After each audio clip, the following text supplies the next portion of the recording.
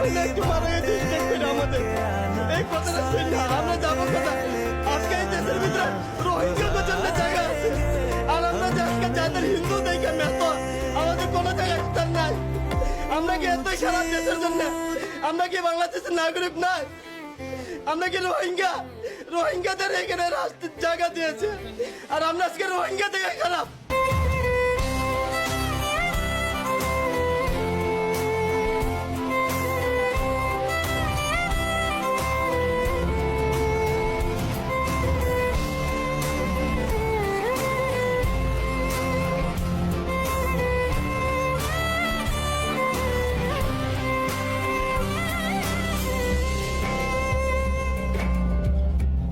$10 থেকে $15 মিলিয়ন মাল নাই হয়ে গেছে রে ভাই। বায়ারকে কি বলে এখন জানাবো, কি বলবো, বায়ার কি করবে, আমি কিভাবে এই ক্ষতি থেকে উদ্ধার করবে আল্লাহ পাক আমি জানি না।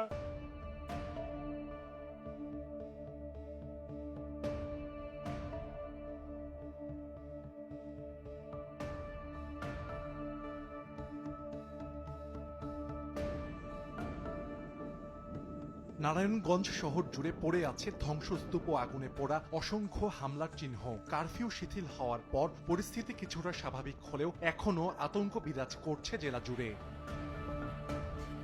গত 19 জুলাই বিকেলে কোটা সংস্কারের দাবিতে থাকা আন্দোলনকারীরা রাজপথ থেকে সরে গেলেও কয়েক হাজার দুষ্কৃতিকারী দখল করে নেয় নারায়ণগঞ্জ শহরের প্রধান সড়ক ও ঢাকা চট্টগ্রাম মহাসড়ক। ওই রাতেই নগরীর 2 নম্বর রেলগেট এলাকায় পুলিশ ভবন, ঢাকা নারায়ণ ডিপোর 24টি বাস, জেলা পিবিআই কার্যালয়, পোশাক কারখানা, এসবি নিট কম্পোজিট, শিল্প কার্যালয় ভাঙচুর, লুটপাট ও আগুন দিয়ে পুড়িয়ে দেয় তারা। সিদ্ধিরগঞ্জের সিমাইল এলাকায় মধ্যে সিদ্ধিরগঞ্জে একটি মার্কেটে